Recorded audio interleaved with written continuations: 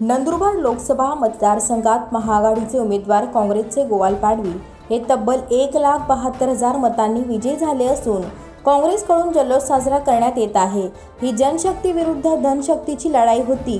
यात जनशक्तीचा विजय झाला असून जिल्ह्याचा सर्वांगीण विकास करण्यासाठी आम्ही कटिबद्ध आहोत। देशात देखील महाविकास आघाडीची सत्ता येईल। जनतेला दिलेलं आश्वासन पूर्ण करू व जनतेच्या सेवेसाठी आम्ही तत्पर राहू। जिल्ह्यातील प्रलंबित प्रश्न सोडवण्याचे आमचे प्रयत्न राहतील।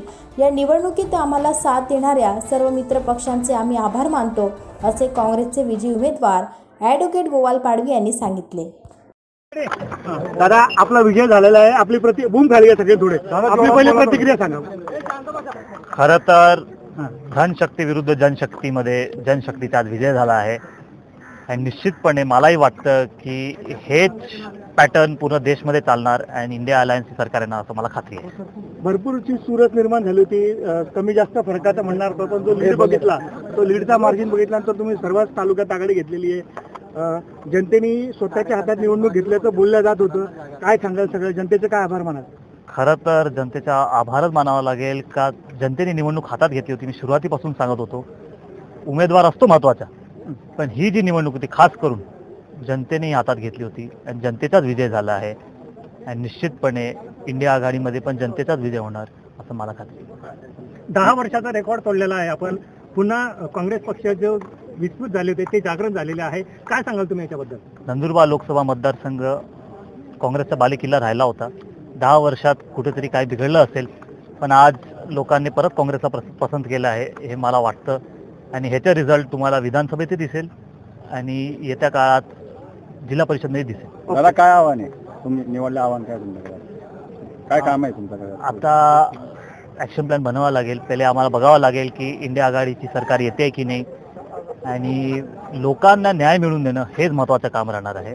जिल्ह्यातील कोणत्या प्रश्नांना आपण प्राधान्य द्याल? नेमके कोणते अशा समस्या तुमच्या डोळ्यासमोर? अनेक प्रश्न आहे असे, मी मागच्या वेळेसही सांगितलं होतं, प्रचाराच्या वेळेसही सांगितलं आहे। सिंचनाचा प्रश्न आहे, पाण्याचा प्रश्न आहे, रोजगार आहे, स्थलांतरित मजुरांचा प्रश्न आहे, आरोग्याचा प्रश्न आहे, तापी बुराईचाही मोठा प्रश्न आहे आणि निश्चितपणे हे सर्व मुद्दे घेऊन आम्ही जसं ह्याला सॉल्व्ह करता येईल प्रयत्न करू असं मला खात्री। तुमच्या विजयामध्ये चंद्रकांत रघुवंशींचा वाटा आहे का?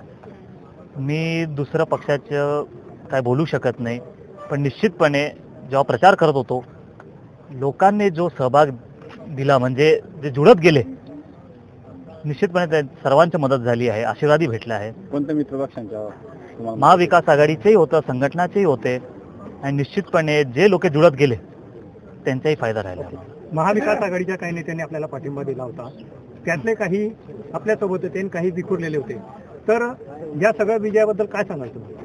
आज विजय झाला आहे तर महाविकास आघाडीमुळेच झाला आहे आणि महाविकास आघाडीचे सर्व नेते आमच्या सोबत होते, सुरुवातीपासून होते आणि शेवटपर्यंत राहणार असं मला खात्री आहे। दादा, आपण निवडणुकीच्या तोंडावर महाविकास आघाडीचे काही मोठे नेते काँग्रेसला सोडून गेलेले आहेत, त्यांना पुन्हा काँग्रेसमध्ये येण्याचं आवाहन करणार असतात? आव्हान आम्ही कोणी करणार नाही, जे येतील त्याच्याबद्दल बघितलं जाईल, पण निश्चितपणे आज नंदुरबार लोकसभा मतदारसंघात वेगळ्या पद्धतीने निवडणूक राहणार आहे असं मला खात्री आहे।